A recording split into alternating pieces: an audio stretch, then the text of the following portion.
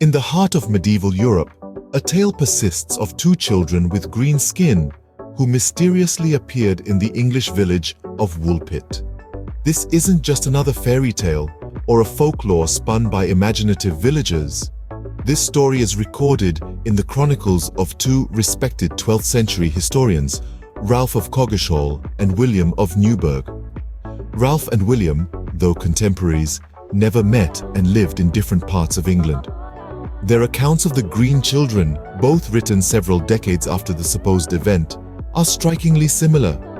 They tell of a boy and a girl, brother and sister, who one day appeared from nowhere near the village of Woolpit in Suffolk.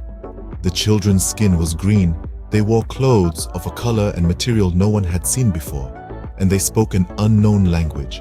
But there's more.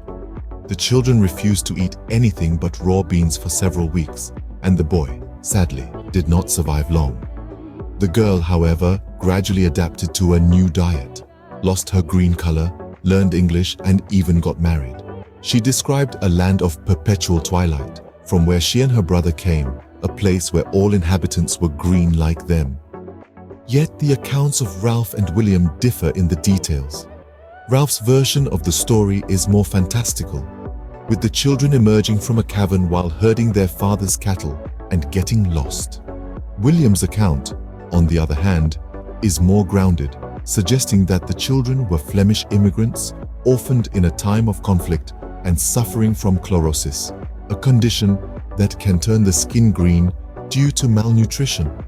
These two accounts, one leaning towards the supernatural, the other towards the rational, encapsulate the era's complex relationship with knowledge, faith, and the unknown.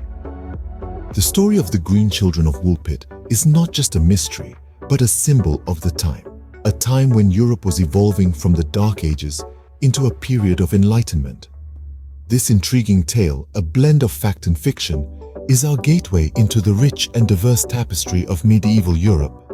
Emerging from the ashes of the Roman Empire, early medieval Europe was a time of chaos, transformation, and the formation of new power structures.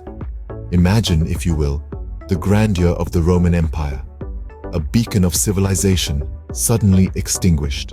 The Western Roman Empire's fall in the 5th century plunged Europe into a tumultuous period, a time we often refer to as the Dark Ages. Now, picture the power vacuum that ensued. Without the unifying force of the Roman Empire, Europe was a jigsaw puzzle of tribes and kingdoms, each vying for supremacy. The political landscape was as changeable as the wind, with borders shifting like sand dunes in a desert storm. In the midst of this chaos, however, a new power was rising. The Franks, a confederation of Germanic tribes, began to consolidate their power, building an empire that would stretch across vast tracts of Western and Central Europe. Their rise was not just about military might, but also about strategic alliances and negotiations. Enter Charlemagne, king of the Franks and later crowned as the first emperor of the Holy Roman Empire. Charlemagne's rule was marked by a series of military successes, but he was also a savvy political leader. He introduced administrative reforms, promoted education, and championed a cultural revival known as the Carolingian Renaissance. With Charlemagne at the helm, the Holy Roman Empire emerged as a dominant force in Europe, bringing a semblance of order to the chaotic post-Roman world. Despite its name, the Holy Roman Empire was not a continuation of the Roman Empire, but rather a new entity altogether. It was a complex and sometimes contentious union of territories that were politically linked to the Pope and the Emperor. In this crucible of change, the foundations of modern Europe were being laid. The transformation from chaos to order was neither quick nor easy, but it was a critical chapter in the story of Europe. It was a time when power was reshaped, alliances were forged, and a new order was carved out of the ashes of the old. In this crucible of change, the foundations of modern Europe were being laid. The High Middle Ages brought a cultural renaissance, manifest in the grandeur of Gothic cathedrals and the fervor of the Crusades. Step into the age of cathedrals, an era of architectural marvels. As the chaos of the early Middle Ages subsided, a new order emerged, one that sought to reach the heavens through stone and glass. Gothic cathedrals, with their pointed arches and ribbed vaults, rose like giants against the backdrop of medieval cities. Not merely places of worship, these cathedrals were symbols of the era's ingenuity and ambition. They were a testament to the human ability to shape the world in the image of their dreams and aspirations. But this era was not solely defined by stone spires and stained glass. It was also an age of fervor and conflict, encapsulated in the series of religious wars known as the Crusades. These were not mere skirmishes, but grand expeditions mobilizing tens of thousands across Europe in a common cause. The Crusades were sparked by a desire to reclaim the Holy Land from Muslim control, but their impact extended far beyond their religious goals.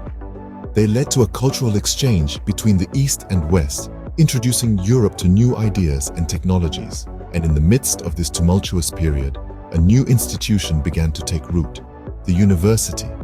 These centers of learning emerged as a response to an increasing desire for knowledge. They fostered intellectual exploration and debate, sowing the seeds for the Renaissance that was to come. The rise of universities was an integral part of this era, as they became the crucibles where the ideas that shaped our modern world were forged. This was the High Middle Ages, a period of grand cathedrals, fervent crusades, and burgeoning universities. It was a time when faith, ambition, and intellect intertwined, often in conflict, always in motion. It was an era that saw humanity reaching for the skies, both literally and metaphorically. It was an age that reshaped the world, leaving an indelible mark on the annals of history. This was a time of intense faith, intellectual exploration, and violent conflict. The late Middle Ages were marked by disaster and rebirth, from the devastation of the Black Death to the dawn of the Renaissance. In the middle of the 14th century, Europe was ravaged by an invisible enemy, the Black Death, a plague that claimed the lives of an estimated one-third of the continent's population. Society was shaken to its core. The plague did not discriminate, taking the lives of the rich and poor, young and old, clergy and laity alike. The aftermath was a Europe drastically changed, with a significantly reduced population and an altered social structure. But amidst the death and despair, the seeds of change began to sprout. The drastic loss of life led to a labor shortage, giving the surviving working class more bargaining power. The widespread devastation also questioned the authority of the church, leading to an increase in secular thinking. Meanwhile, the 100 Years' War raged on, a conflict that was not only about territorial claims between England and France, but also about national identity and sovereignty.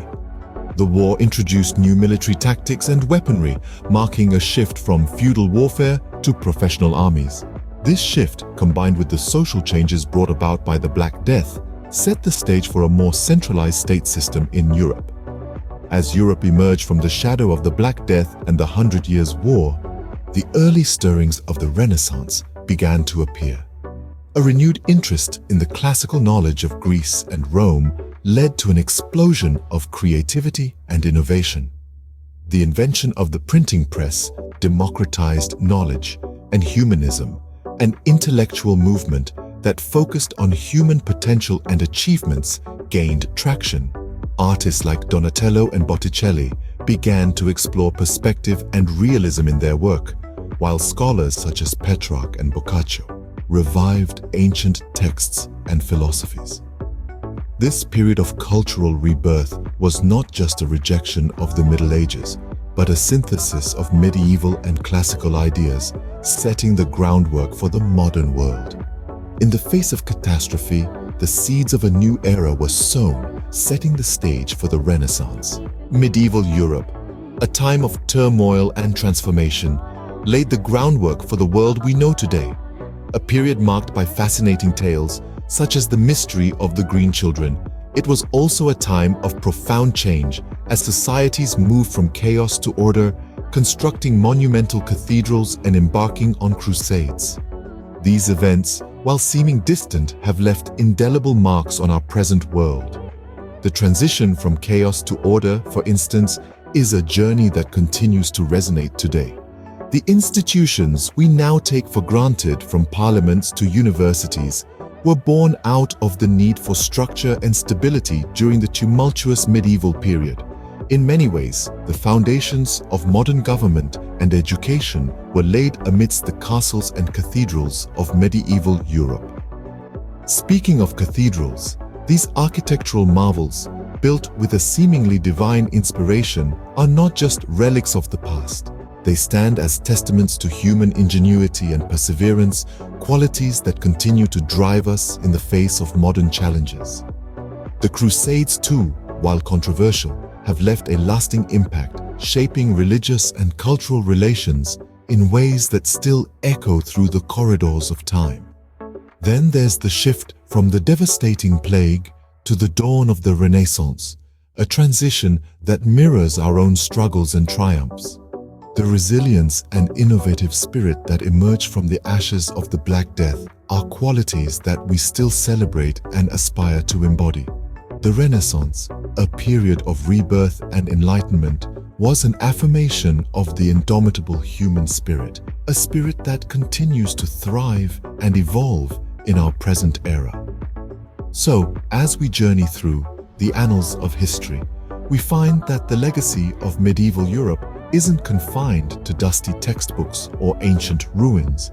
It's alive and pulsating in our modern societies, in our institutions, in our values, and in our collective memory. From the mysterious green children to the dawn of the Renaissance, the medieval period continues to fascinate, influence, and inspire us today.